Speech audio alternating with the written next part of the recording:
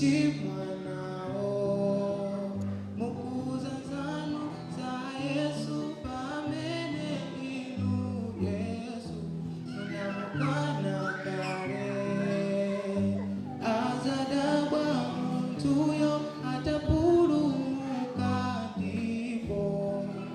azanena awondiyakuzaga akunka kumoto awondiyatete akunka kumoto nanga ndichikufa chani anachita kusaweruzika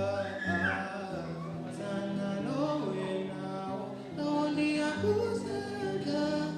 akunka kumoto awondiyatete akunka kumoto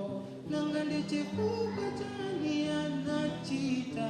kusaweruzika sana lokwerawo tikamaenda kachisi timaone